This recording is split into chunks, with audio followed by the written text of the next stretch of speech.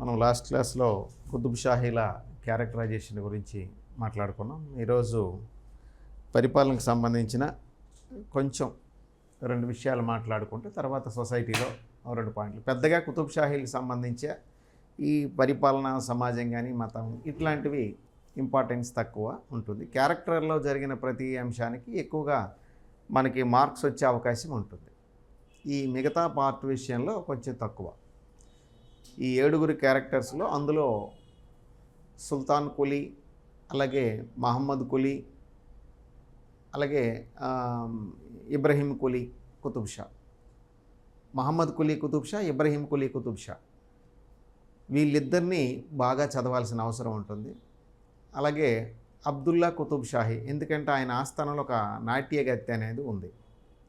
So వాళ్ళిద్దరూ plus ఇతను మొత్తం 7 4 అందులో ఇద్దరిని కొంచెం డీప్గా చూడగలిగితే మన మార్క్ వచ్చేస్తుంది. అంతేగాని మరి పరిపాలనలోకి వెళ్ళిపోయి సొసైటీ ఇవన్నీ అంతగా ఇందులో పెద్దగా ప్రాధాన్యతను సంతరించుకోలేదు. ఇంతవరకు అట్లా అయితే ఆ పొజిషన్ లేదు. ఇది తెలుసుకుంటే సరిపోదు. బట్ ఎనీహౌ కొన్ని విషయాలు మనం ఎగ్జామ్ దృష్ట్యా పరిశీలించాలి. అడ్మినిస్ట్రేషన్ ఆఫ్ కుతుబ్ షాహీస్, కుతుబ్ షాహీల పాలనలో ఉన్న పరిస్థితులు, పార్ట్స్ ఆఫ్ అడ్మిన్, వీళ్ళ కాలంలో ఉన్న పాలనా విభాగాల్లో మొదటిది స్టేట్. అందరికీ తెలిసిన వ్యవహారం. స్టేట్ని డివైడ్ చేసేటప్పుడు దాన్ని తరఫ్లుగా విడగొట్టారు. అలాగే తరఫ్ని పరగణ విడగొట్టారు. అలాగే పరగణని గ్రామం చేశారు.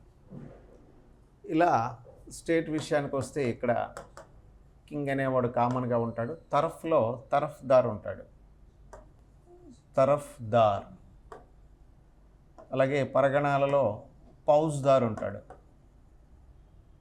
అలాగే గ్రామంలో మనకి ఇక్కడ కులకర్ణి, ముఖద్దం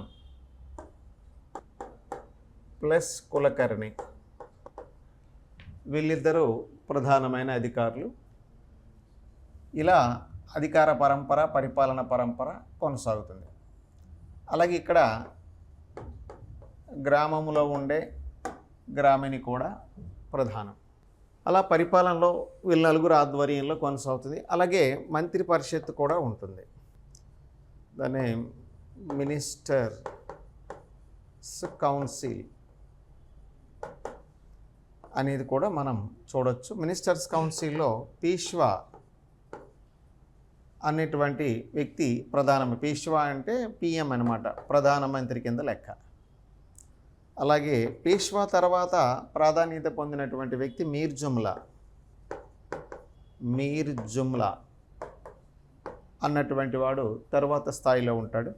ఇతను ఒక రకంగా ఫైనాన్స్ మినిస్టర్ కింద లెక్క మనం చేయొచ్చు. తర్వాత ఐనుల్ ముల్క్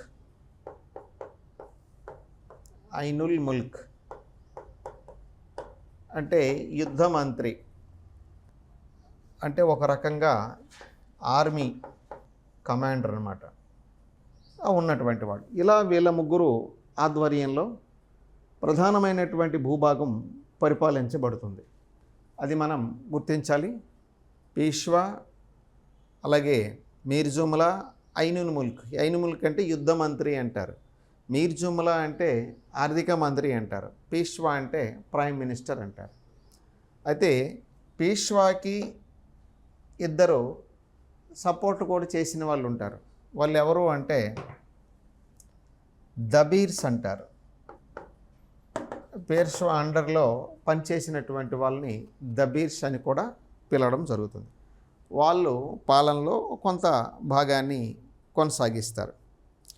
ఇట్లా రాజ్య విభాగాలు మనం చూసినట్లయితే కొంతవరకు ఇది. అట్లాగే గ్రామ పాలన విషయాన్ని చివరి దగ్గరికి వచ్చేసరికి ఇక్కడ ఈ గ్రామంలో బారా బలుత్దార్ అన్నటువంటి బారా బలుత్ దార్ అనే విధానంతో పాలనా విభాగం కూడా ఉండేది. అంటే వీళ్ళనే 12 అయ్యంగార్స్ అంటారు. 12 మంది అయ్యగార్ల కింద వీరిని లెక్క పెడతారు. 12 అయ్యంగార్స్ అంటారు. వాళ్ళే బారా బలుతుదార్ అని కూడా వాళ్ళని పిలవడం జరిగింది. రైట్, ఇట్లా గ్రామము స్థాయి, మొదటి స్థాయి మనం చూసుకుంటూ పాలనా విధానాన్ని మనం సంస్కరించవచ్చు. అలాగే పాలనా విధానంలో వీరి కాలంలో కొంతమంది అధికారిక గణం కూడా కొంతమేర చూస్తూ ఉండేది. అందులో ముఖ్యంగా మనకి వజీర్, మజుందార్ ఇట్లాంటి పాలకులు చాలామంది రాజుకు సహకరిస్తూ ఉండేవారు. వాళ్ళ గురించిన మన ప్రస్తావన మనకి అంత అవసరం లేదు. ఇకపోతే సైనిక వ్యవస్థలో సిద్ధ సైన్యము, అలాగే జాగీర్దారీ సైన్యం అనేది ఉంటుంది. అది కూడా రొటీన్గానే ఉంటుంది. ఆర్మీ విషయానికి వస్తే స్టాండింగ్ ఆర్మీ, అలాగే జాగీర్స్ ఆర్మీ, ఈ 2 రకాలు. స్టాండింగ్ ఆర్మీ ఎప్పుడు కూడా పర్మనెంట్గా ఉన్నటువంటి ఆర్మీగా గుర్తించాలి. అలాగే ఇది ఆల్రెడీ ముందు క్లాసుల్లో మనకు వచ్చినటువంటి టాపికే.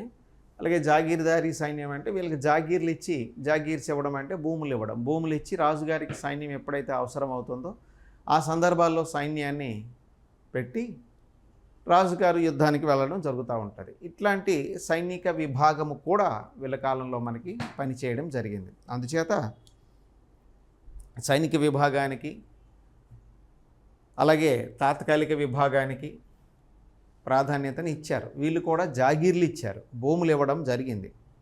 భూములు తీసుకున్న వాళ్ళందరూ జాగీర్దారులు. జాగీర్దారు పెంచి పోషించే సైన్యాన్ని బట్టి, వాడి పరిమితిని బట్టి వాడికి జాగీర్ ర్యాంక్స్ కూడా ఆ రోజుల్లో ఉండేవి. ఒక 500 మందిని చేస్తే ఒక ర్యాంక్ అని, 1000 మందిని పెంచి పోషిస్తే ఒక ర్యాంక్ అని, ఒక 5000 మందిని పోషిస్తే ఇట్లా జాగీర్దారీ వ్యవస్థ ఎప్పటికైనా రాజుగారి ఆధ్వర్యంలో ప్రమాదాన్ని సృష్టిస్తుంది. అది మనం గుర్తుంచుకోవాలి. ఎందుకంటే వాళ్ళే రాజుకి ఎదురు తిరిగే పరిస్థితి ఎప్పుడైనా తయారయ్యే అవకాశం ఉంటుంది. అది కూడా గుర్తించాలి. అయితే ఎప్పుడు కూడా ఈ సైన్యం అన్నటువంటిది అశ్విక దళంతో, శతఘ్ని దళంతో ఎప్పుడు నింటూ ఉండేది. సుమారుగా ప్రతి పట్టణంలో 12,000 మంది సైన్యం అవసరానికి రెడీగా ఉండేదట. Every city in this period, every city nearly 12,000 army అనేది ఉండేది. 12,000 మంది అంటే రక్షణకు ఇమీడియట్గా ఎటువంటి ఇబ్బందులు వచ్చినా కాపాడడం కోసం. రైట్, అది ఆర్మీకి సంబంధించి. ఇకపోతే ఆర్థిక పరిస్థితుల విషయానికి వస్తే మనం కొన్నింటిని చూడొచ్చు. దీని తర్వాత ఎకనామిక్ కండిషన్స్. మరి ఎకనామిక్ కండిషన్ విషయంలో చూసినట్లయితే వీళ్ళ కాలంలో వీళ్ళు వ్యవసాయము ప్లస్ వ్యాపారం మీద ఆధారపడ్డారు. Economy was depend on cultivation plus trade. ఈ రెండింటి మీద ఆధారపడుతూ ముందుకు వెళ్ళింది. వీళ్ళ కాలంలో ప్రధానమైన పంటలు, మెయిన్ క్రాప్స్ విషయానికి వస్తే ప్యాడీ, అలాగే మెయిజ్, సజ్జ, ఇలా వరి ధాన్యము, జొన్నలు, అలాగే సజ్జలు వీళ్ళు పండించేవారు.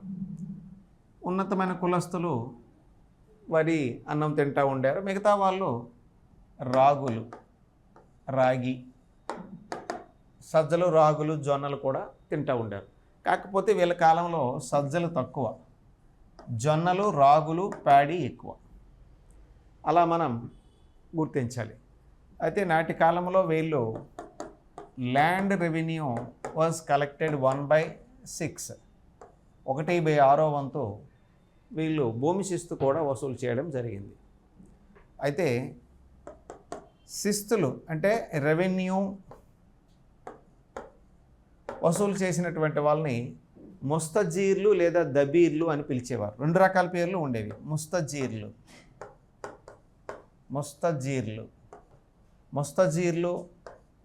మరియు దబీర్స్. వీళ్ళు ప్రధానమంత్రికి అనుగుణంగా ఉన్నటువంటి వాళ్ళు దబీర్స్. వీళ్ళు రెవెన్యూల్ని, శిస్తుల్ని కలెక్ట్ చేస్తూ ఉండేవారు నాటి కాలంలో. రెవెన్యూ 1/6 ఉంటుంది ల్యాండ్ రెవెన్యూ విషయానికి వస్తే. రెవెన్యూ వ్యవహారాన్ని కలెక్ట్ చేసేవాళ్ళు ముస్తజీర్లు, దబీర్సు అని పిలవడం జరుగుతుంది. అది కూడా మనం చూసుకోవాలి. అలాగే వీరి కాలంలో ప్రామాణికమైనటువంటి బంగారు నాణేలుగా గుర్తించబడినవి ఏవి అంటే హొన్నులు. కాయిన్స్ విషయానికి వస్తే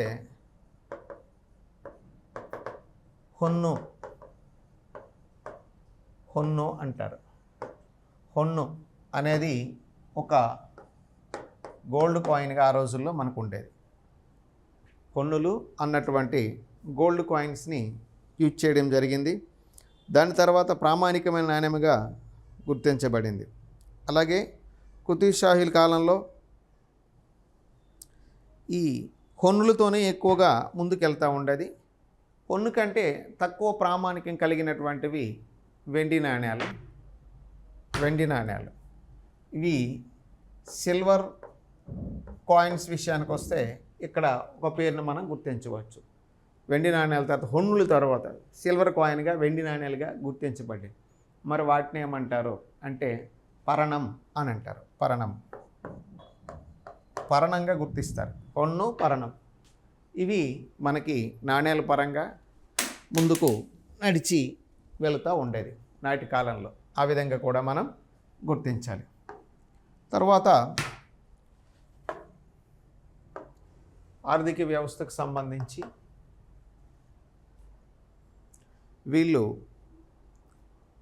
నాణ్యాలను ముద్రించుకున్నారు. అలాగే వీరి నాణ్యాల వ్యవహారానికి విషయానికి వస్తే కొంతమంది విదేశీ నాణ్యాలు కూడా మన ఇండియాలో కొనసాగినాయి.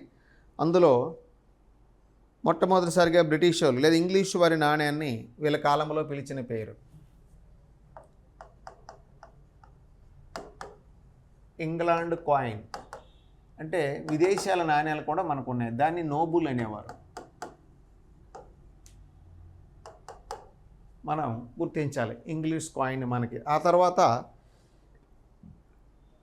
పర్షియా వాళ్ళ నాణ్యం ఉంటుంది.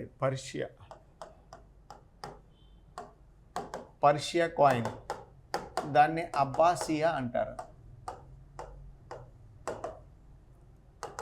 అనేటువంటి నాణ్యం కూడా ఉండేది. అలాగే మనకి డచ్ నాణ్యాలు కూడా ఉండేవి. డచ్ కాయిన్ విషయానికి వస్తే గిల్డర్ అని పిలిచేవారు. గిల్డర్ అంటే డచ్ వాళ్ళ యొక్క కాయిన్గా మనం గుర్తించాలి. పోర్చుగీస్ వాళ్ళది పర్దవోస్ అంటారు. పోర్చుగీస్ విషయానికి వస్తే పర్దవోస్. అలా ఈ 4 రకాల నాణ్యాలు మనకి కనిపించడం జరిగింది. ఇది మనం గుర్తుపెట్టుకోవాలి. రైట్. అలా మరికొన్ని నాణ్యాలు ఉన్నా వాటికి పెద్దగా చరిత్ర గుర్తించదు. అలాగే భూములు కొలిచినటువంటి పరికరాలు కూడా మనం బిగాస్ అంటారు.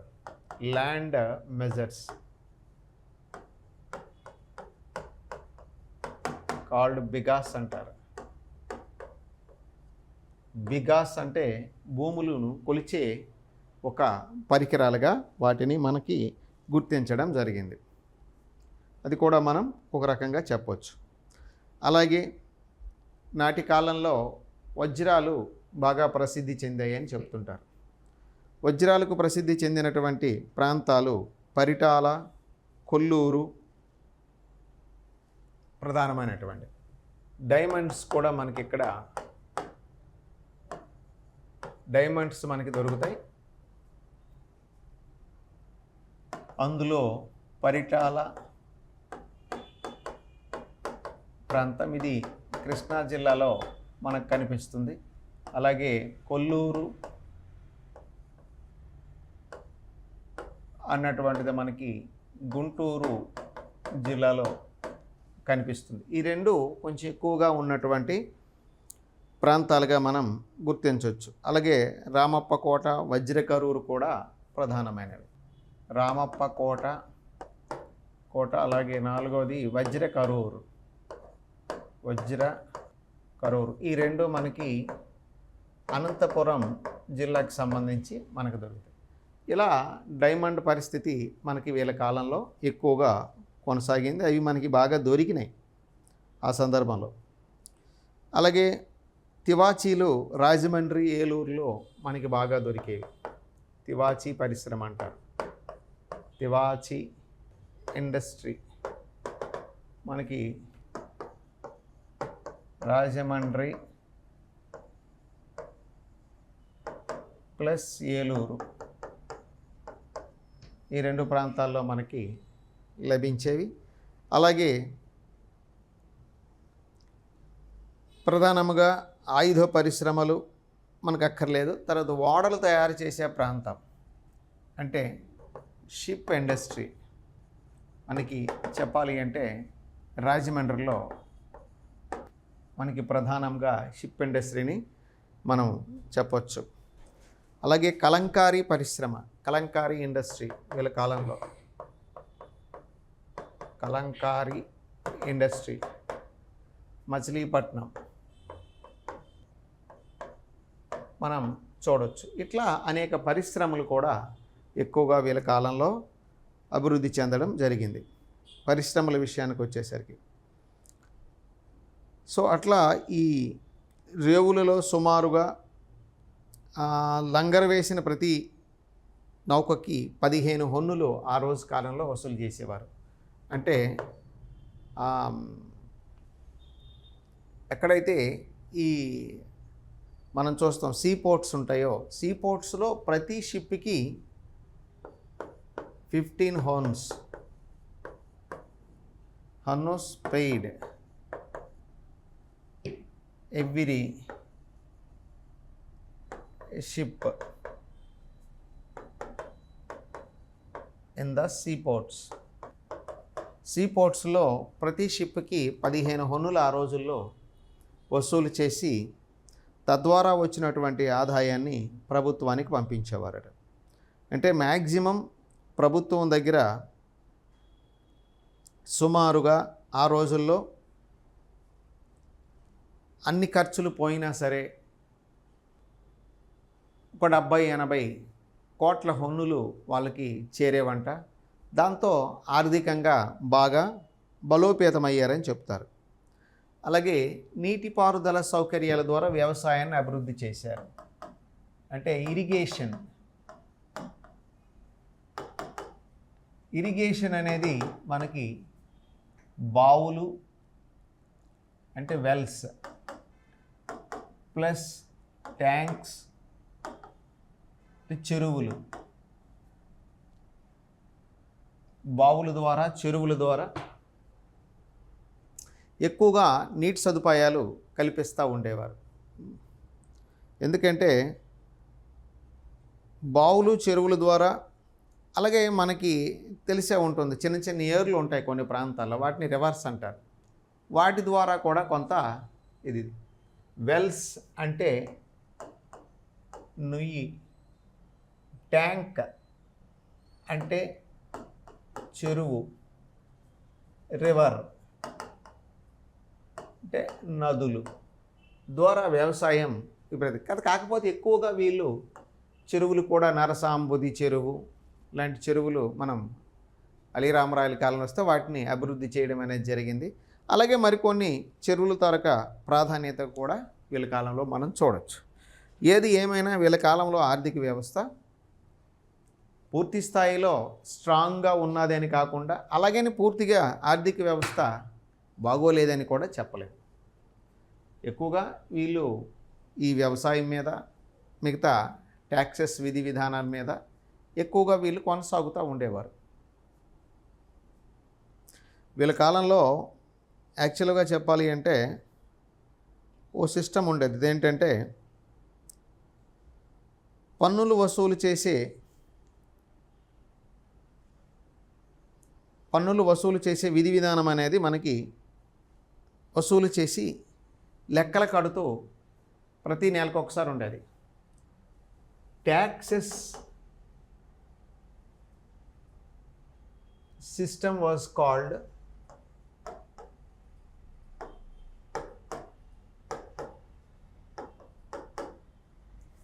దాన్ని జమాబందీ అనేవారు. పన్నుల విధానాన్ని జమా బందీ అంటారు. అంటే పన్నులు వసూలు విధానం కింద లెక్కేస్తారు. ఇది దాన్ని జమాబందీ అంటారు. జమాబందీ అనేది మనం గుర్తుంచుకోవాలి. అది జమాబందీ అనే పదం వీళ్ళ కాలంలో బాగా ఉపయోగించబడింది. దాని తర్వాత ఆ రోజుల్లో వ్యవసాయానికి రెండవసారి పంటలు పండించడానికి చెరువు ద్వారా నీటి ఇచ్చే విధానానికి ఒక పేరుతో పిలిచేవారు. అంటే సెకండ్ క్రాప్కి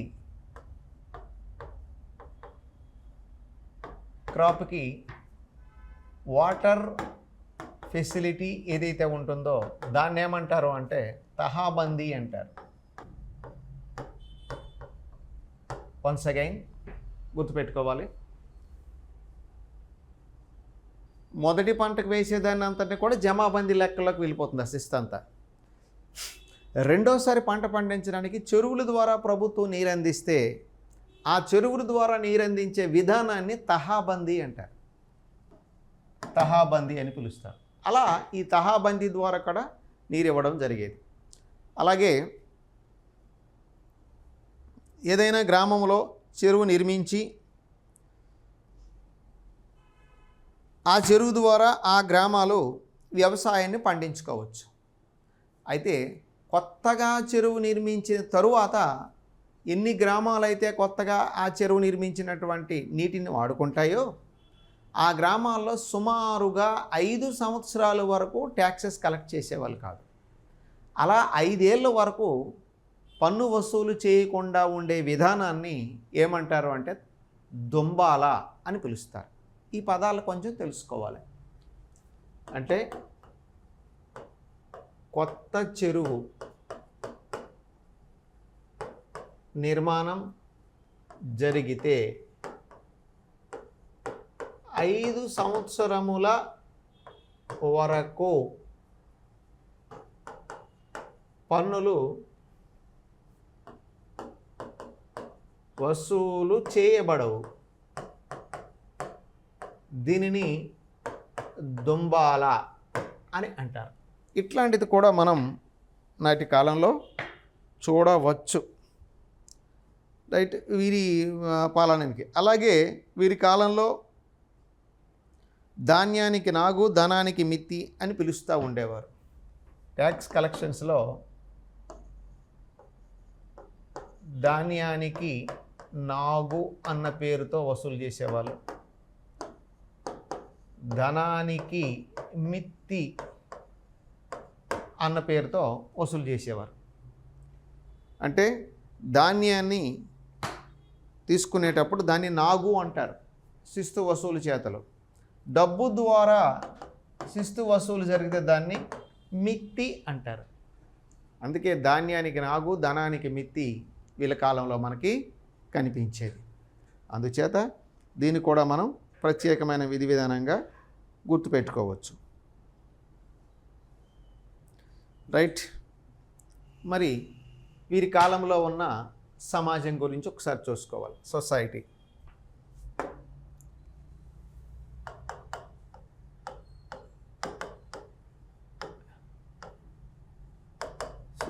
కండిషన్స్, సామాజిక పరిస్థితులు ప్రధానంగా మనం చూసినట్లయితే సమాజంలో హిందువులు, ముస్లింలు, అలాగే ఇతరత్రమైన కులాల వాళ్ళు కూడా వీరి సమాజంలో ఉండేవారు. కాకపోతే ఈ కుతుబ్ షాహీలు ఇస్లాంలో షియా మతస్థులు, హిందువులు ఎక్కువగా ఉన్న వాళ్ళు ఎవరంటే వీరి సమాజంలో హిందువులు. ఎక్కువగా ఉన్నది హిందువులు. అలాగే పాలకులు ముస్లింలు. ముస్లింల్లో ఎవరు? షియాలు. వీళ్ళు షియా మతానికి చెందిన ముస్లింలు. అయితే వీళ్ళు లౌకిక విధానం సెక్యులర్ విధానం పాటించారు. ఏ ఒక్క విధానాన్ని వీరు ఇబ్బంది పెట్టలేదు. సెక్యులర్ విధానాన్ని పాటించారు. సెక్యులర్ రూలర్స్గా గుర్తింపు పొందారు. ఎందుకంటే హిందూ మతానికి ప్రాధాన్యతనిచ్చారు, తెలుగు భాషకి ప్రాధాన్యతనిచ్చారు, అలాగే పర్షియన్ భాషకి ప్రాధాన్యతనిచ్చారు, తెలుగు కవులకి ప్రాధాన్యతనిచ్చారు. వీళ్ళందరూ కూడా హిందువులే. అందుచేత హిందూ ముస్లింల భేదం అనేది లేకుండా వీళ్ళ కాలంలో మనం చూడొచ్చు. ఎక్కడా మతపరమైన విధి విధానాల్ని మనం చేయక్కర్లేదు. అలా మతపరంగా వీళ్ళు మనకు ఆ రోజుల్లో ఈ ముస్లింలు, ఈ షియా ముస్లింలు మొహరం పండుగలు చేసుకుంటూ ఉండేవారు. మొహరం పండుగ ముస్లింలకు, షియా ముస్లింలకు ముస్లింలు జరిపే పండగ ఏదైనా ఉంది పెద్దది అంటే మొహరం అని అంటారు. ఈ మొహరం పండుగ వీళ్ళు చేసేవారు. ఇది సుమారుగా 10-12 రోజులు జరుపుకున్నటువంటి పండుగగా ఆ రోజుల్లో గుర్తించేవారు. అలాగే హిందువుల విషయానికి వస్తే అన్ని పండుగలు, సంక్రాంతులు కానీ, అలాగే ఉగాదులు కానీ, లేదా దీపావళి, దసరా, దీపావళి, ఇట్లా వినాయక చవితి ఇలాంటి పండుగలు కూడా చేసుకుంటేవారు. ఇక్కడ పాలకులు మొహరం పండుగ ఎక్కువగా వీళ్ళు చేస్తూ ఉంటారు. మిలాది ఆలీ అనే పండుగ కూడా వీళ్ళు చేసేవారు. మిలాది ఆలీ, హజ్రత్ అలీ పేరు మీదుగా ఇదొక పండగగా వీళ్ళ కాలంలో ఈ ముస్లింలు చేసుకుంటూ ఉండేవారు. హిందువులు జరిపే ప్రతి పండగకి ప్రోత్సాహకరం అనేది ఉండేది. అలాగే మతపరంగా ఎడ్యుకేషన్ విషయానికి వస్తే ఎడ్యుకేషన్ విషయానికి వస్తే వీళ్ళు మదర్సాల్లో చదువుకునేవారు. మదర్సాలు ఎవరు? ముస్లింలు, షియా ముస్లింలు. అలాగే విద్య విషయానికి వస్తే హిందువులు చదువుకున్నది ఏంటంటే మఠాలు, అలాగే దేవాలయాలలో హిందువులు ఎక్కువగా ఈ కార్యక్రమాలు చేశారు. మఠాల్లోనూ దేవాలయాల్లోనూ వీళ్ళు ఎడ్యుకేషన్ని పూర్తి చేసేవారు. అంటే మతపరంగా ఉన్న ఎవరి పదానికి అనుగుణంగా, ఎవరి మత విధానాలకు అనుగుణంగా వాళ్ళ యొక్క విద్యల్ని చేసుకునేవాళ్ళు. ఇక్కడ మదర్సా అనేది మనకు అవసరం. ముస్లింలందరూ మదర్సా ఉన్నత విద్యా పద్ధతి ప్రకారం వాళ్ళు మదర్సాల్లో విద్యలు నేర్చుకుంటూ వాళ్ళని అది చేసుకున్నారు. అలా సెక్యులర్గానే ఉన్నారు. హిందువులు ఎక్కువ ఉన్నారు, పాలకులు తక్కువ ఉన్నారు ముస్లింల విధానాల్లో. రైట్. వీళ్ళు సొసైటీకి పరంగా దీన్ని మనం మత విధంగానూ ఊహించుకోవచ్చు, సమాజంలో ఉండే విధానం మతపరంగానైనా ఊహించవచ్చు. ఎందుకంటే హిందువులు, ముస్లింలు ఉన్నారు, లౌకిక విధానం పాటించారు. ముస్లింలు మొహరం పండుగ దీన్ని మతం మరి సెపరేట్గా ఇక్కడ చెప్పుకోవక్కర్లేదు. ఎవరి గురించి? ఈ కుతుబ్షాహీల గురించి. కుతుబ్షాహీల మత విధానం ఇదే.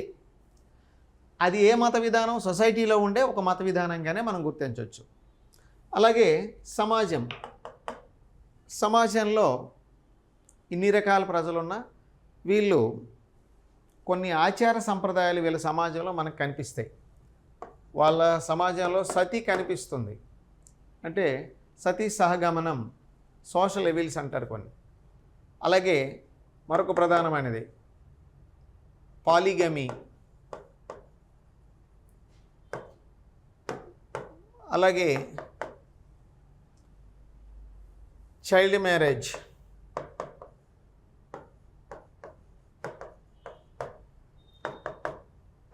వితౌట్ విడో మ్యారేజ్, వితంతువులకు పెళ్ళిళ్ళు జరిగేవి కాదు. ఇవి మనకి సతీ ఉంది, బహుభార్యత్వం, పాలిగేమి అంటే బహుభార్యత్వం ఉంది, చైల్డ్ మ్యారేజ్ బాల్య వివాహాలు ఉన్నాయి, అలాగే విడో మ్యారేజ్. ఇవి సోషల్ ఎవిల్స్గా వీళ్ళ సమాజంలో మనం గుర్తించవచ్చు. వీళ్ళ సమాజంలో మతాన్ని మనం గుర్తించవచ్చు. వీళ్ళ సమాజంలో ఇలాంటి ఆచార సంప్రదాయాలు ఇట్లాంటివి కూడా వీళ్ళు పాటించారు. తద్వారా సామాజిక విధానంలో వీళ్ళు కొనసాగారు. అలాగే సమాజంలో ఈ అంటరానితనం అనేది సహజంగా ఉండేది, కానీ పెద్దగా దాన్ని పట్టించుకునే వాళ్ళు కాదు, ఈ అన్టచబిలిటీ అనేది. అలాగే కులాంతర వివాహాలు జరిగేవి కాదు, ఇవి సర్వసాధారణం. ఏ కులంలో ఉండేవాళ్ళు ఆ కులంలో పెళ్ళిళ్ళు చేసుకుంటూ ఉండేవారు. కులాంతర వివాహాలు ఒకవేళ చేసుకున్నట్లయితే వాళ్ళు వెలివేయబడే పరిస్థితుల్లో కూడా ఉండే, ఆ కులాల చేత వెలివేయబడి, ఇప్పుడు ఏ కులాలు అయితే ఇక్కడ కలిశారో ఆ రెండు కులాల వాళ్ళని వెలివేసే పరిస్థితులు కూడా ఆ రోజుల్లో ఉండేది. సో కానీ అది తక్కువ, ఎప్పుడో 1,00,00,000 మందిలో ఒకటి జరిగితే అట్లాంటి వాళ్ళు సెపరేట్ అయిపోతూ ఉండేవారు సమాజం. ఇది సామాజిక అంశం. ఆ సామాజిక విధానంలో వాళ్ళ మత విధానం కూడా అలాగే ఉంటుంది. వీళ్ళు పూర్తిగా సమాజపరంగా సెక్యులర్ విధానాన్ని అనుసరించారు, మతపరంగా సెక్యులర్ విధానాన్ని అనుసరించారు. రైట్. దీని తర్వాత సాహిత్యము, లిటరేచర్ మనందరికీ తెలుసు. లిటరేచర్ని మరి ప్రత్యేకించి ఇక్కడ పాడినపాటే పాడర పాచిపాల దాసర్లాగా మనం చెప్పుకోవక్కర్లా. ఎందుకంటే క్యారెక్టర్స్లో వచ్చేసారు, రచయితలు వచ్చేసారు, వాళ్ళ రచనలు చెప్పుకున్నాం. ఇక్కడ రాజులే రచనలు చేశారు, రాజులే కవులుగా ఉన్నారు. ఇలాంటి వాళ్ళందరూ కూడా మనం చూసుకోవచ్చు. లిటరేచర్ విషయాన్ని మరి ప్రత్యేకంగా గుర్తుపెట్టుకోవాల్సిన అవసరం లేదు. క్యారెక్టర్ చదివేటప్పుడు లిటరేచర్ ఆటోమేటిక్గా వచ్చేస్తుంది. అర్థమవుతుందా? అలాగే ఆర్ట్ అండ్ ఆర్కిటెక్చర్, ఒకే ఒక్క పాయింట్ ఇక్కడ మీరు తెలుసుకుంటే సరిపోతుంది. ఆర్ట్ అండ్ ఆర్కిటెక్చర్, వాస్తుకళ. వాస్తుకళలో భాగంగా ఒకే ఒక్క మెయిన్ పాయింట్, ఇండో సార్సనిక్ ఆర్ట్ని వీళ్ళు ప్రజెంట్ చేసుకున్నారు. ఇదొకటే మనకి ఎగ్జామ్కి అవసరం. ఇండో సార్సనిక్ ఆర్ట్ అని కనిపిస్తుంది. ఇండో సార్సనిక్ ఆర్ట్ అని అంటారు. అంటే వాళ్ళ టోమ్స్ నిర్మాణంలో కానీ, అంటే సమాధుల నిర్మాణంలో కానీ, వాళ్ళ యొక్క మసీదుల నిర్మాణంలో కానీ ఇలాంటి విషయాలు మనకు కనబడతాయి. జామా మసీదు సుల్తాన్ కొలీ నిర్మించాడు 2 మినార్లతో, అది అట్లాగనే ఉంటుంది. చార్మినార్ నిర్మించారు, అది కూడా ఇండో సార్సనిక్. హిందువులు పర్షియన్లతో కలిసి ఉన్న సార్సనిక్ అంటే పర్షియన్స్కి సంబంధించి. అందుకే ఇండో అరబ్ కళలాగా ఉంటుంది, ఇండో పర్షియన్ కళలాగా ఉంటుంది, ఇండో సార్సనిక్ కళలా ఉంటుంది వాళ్ళ నిర్మాణాల్లో. వాస్తుకళా సంప్రదాయాల్లో మనం ఈ ఒక్క పాయింట్ని గుర్తుంచుకోవాలి. అలాగే గోదామహల్, కుదామహల్ ఇట్లాంటివన్నీ మనం చూసినట్లయితే అట్లాగనే ఉంటాయి ఆ నిర్మాణాల్లో, చార్మినార్తో సహా. అలాగే దారుల్ షిఫా అంటే ఆసుపత్రులు విధానం, ఇదంతా డిఫరెంట్. పెద్ద పెద్ద పిల్లర్స్తో, రౌండ్ ఆకారాలతో కూడుకున్న దర్వాజాలు, ఇట్లాంటివన్నీ మనం చూడవచ్చు. ఇప్పుడు తాజ్మహల్ చూసామనుకోండి, లోపలికి అంటే పెద్ద దర్వాజా లాగా రౌండ్ ఆకారంలో పైన కనిపిస్తూ ఉంటుంది. పెద్ద పెద్ద బుర్జులు ఉంటాయి, కమాన్స్ ఉంటాయి. ఇవన్నీ కూడా ఇండో సార్సనిక్ విధానంలో ప్రధానం. ఇంకా లేనిపోయిందంతా ఇక్కడ మీరు ఏదేదో చదివేసి తలకాయ నొప్పులు తెచ్చుకొని అనవసరంగా ఉన్న విషయాన్ని మర్చిపోయే కార్యక్రమం చేయకండి. వీళ్ళ కాలంలో ప్రధానమైన ఆర్ట్ అండ్ ఆర్కిటెక్చర్ ఏదంటే ప్రధానమైనది ఇండో సార్సనిక్. అర్థమవుతుంది కదా? సో దాన్ని ఇండో పర్షియన్ ఆర్ట్ అని కూడా అంటారు. అట్లా దీన్ని మనం అబ్జర్వ్ చేయొచ్చు ఇండో సార్సనిక్ ఆర్ట్ ప్రకారం. వాస్తుశిల్ప కళా సంప్రదాయాలు ఇవి ఈ కుతుబ్ షాహీల కాలంలో మనం నేర్చుకోవాల్సిన అంశాలు. ప్రధానంగా వీళ్ళ యొక్క పరిపాలన విభాగంలో జరిగిన పార్ట్స్, పరిపాలన తర్వాత ఆర్మీలో జరిగిన అంశాలు, ఆ తర్వాత ఈ న్యాయ విభాగం సర్వసాధారణంగా ఉంటుంది. విద్యా విభాగం కూడా అక్కడ మదర్సాలు ఉంటాయి, ఇక్కడ దేవాలయాలు మఠాలు ఉంటాయి. మతపరంగా వాళ్ళు తక్కువగా ఉన్న పాలకులు వాళ్ళుగానే ఎక్కువగా ఉన్నారు. అలాగే సమాజం విషయానికి వస్తే sati, polygamy, child marriage, without widow marriages of womens కొంతమంది ఉంటారు, వాళ్ళకి పెళ్ళిళ్ళు కాలేకపోవడం, వితంతువులు పెళ్ళిళ్ళు లేకపోవడం, ఇట్లాంటివన్నీ సమాజంలో దుర్మార్గాలుగా మనం గుర్తించవచ్చు. సామాజిక అంశాలు ఇది ఈ కుతుబ్ షాహీల కాలం నాటి పరిపాలన, ఆ తర్వాత వచ్చినటువంటి ఆర్థిక పరిస్థితులు, ఆ తర్వాత వచ్చినటువంటి మత సమాజ పరిస్థితులు, తర్వాత ఆర్ట్ అండ్ ఆర్కిటెక్చర్. ఇది మనం గుర్తుపెట్టుకోవాలి. మీర్ జుమ్లా అని అడిగితే మీకు ఎగ్జామ్లో ఆర్థిక మంత్రి అని తెలుసుకోవాలి, మిగతావన్నీ అంతగా గుర్తుపెట్టుకోవాలి. ఐనుల్ ఉల్ ముల్క్ లేదా ఐనుల్ ముల్క్ అంటే యుద్ధ మంత్రి అని గుర్తు చేసుకోవాలి. అదొకటి మనం గుర్తుపెట్టుకోవాలి. పాలన విభాగాల్లో మనం ఇట్లా అధికారులు, సమాజము, నాటి విధానం, ఇదంతా కూడా మనం కుతుబ్ షాహీల కాలం నాటి పరిస్థితులు, పరిణామాలుగా గుర్తించాలి. ఇక్కడతో కుతుబ్ షాహీల వ్యవహారాన్ని మనం ముగించాలి. కుతుబ్ షాహీల తర్వాత మనకి కిందని ఒక చిన్న టాపిక్ ఇలా రాశాడు. అదేంటంటే తెలుగు భాష అభివృద్ధి విధానం. మనం ఇప్పుడు చెప్పుకున్న పాఠాల్లో అన్నింటిలోనూ వచ్చేసింది అది. తెలుగు భాష సాహిత్యము అభివృద్ధి ఎక్కడి నుంచి మొదలెట్టాము మనం చూసుకుంటే వెంగి చాళుక్యులు లేదా తూర్పు చాళుక్యులు కాలం నుంచి మనం ఈ తెలుగు భాష, కవులు, తెలుగు భాష అభివృద్ధి, అర్థమవుతుందా? ఇవన్నీ చదివేస్తే ఆ టాపిక్కి సమానం అన్నమాట. అర్థమవుతుంది కదా? చివరి కిందని రెండో యూనిట్కి చివరి కిందనే ఒకటి మనకు కనపడుతుంది. అదేంటంటే తెలుగు భాష సాహిత్యం, నన్నయ్య, తిక్కనయ్య, రన. అర్థమవుతుందా? మళ్ళీ పాడినవే అన్నీ మళ్ళీ మనం పాడుకోవాలి.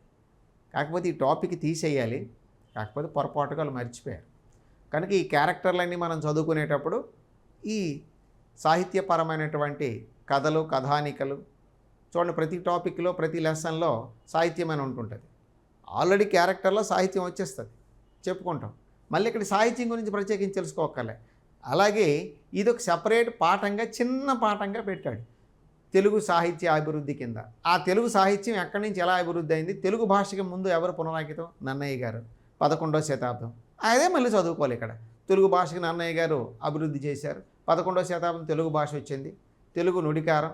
అలాగే అక్కడ ఉన్న కవులు ఎవరెవరు, మళ్ళీ ఇదంతా క్యారెక్టర్లో మనకు వచ్చున్నాయి. అవన్నీ మనం ఈ పాఠాలన్నీ చదివేటప్పుడు ఆ పాఠాల్లో వచ్చిన పుస్తకాలు, కవులే ఇక్కడ కనబడతారు. ఆ పాఠంలో కవి పుస్తకం, కవులు పుస్తకాలు. కనుక ఇవి చదివినప్పుడు నాట్ ఓన్లీ కుతుబ్ షాహీస్, వెంగి చాళుక్యుల కాలం, దానికి ముందు కవులు, కళాకారులు, కవులు జరిపినటువంటి రాత ప్రతులు అవన్నీ చదువుకుంటూ అలా వచ్చాడు. మనం ఫస్ట్ ఆంధ్ర భాష అభివృద్ధి చేసుకునేటప్పుడు మొదట్లో చెప్పుకున్నాం, ప్రీ హిస్టరీ టైం తర్వాత లాస్ట్లో ప్రీ హిస్టరీ టాపిక్ చివరిలో చెప్పుకునేటప్పుడే ఈ నన్నయ్య గారు వీళ్ళందరూ మనకు కనిపిస్తారు. ఆ తర్వాత ఆ క్యారెక్టర్లో చాలామంది కవులు వచ్చారు, వాళ్ళ పుస్తకాలు మనం రాసుకున్నాం. ఆ పుస్తకాలే మళ్ళీ ఇక్కడ రిపీట్ చేసి చదువుకోవాలి.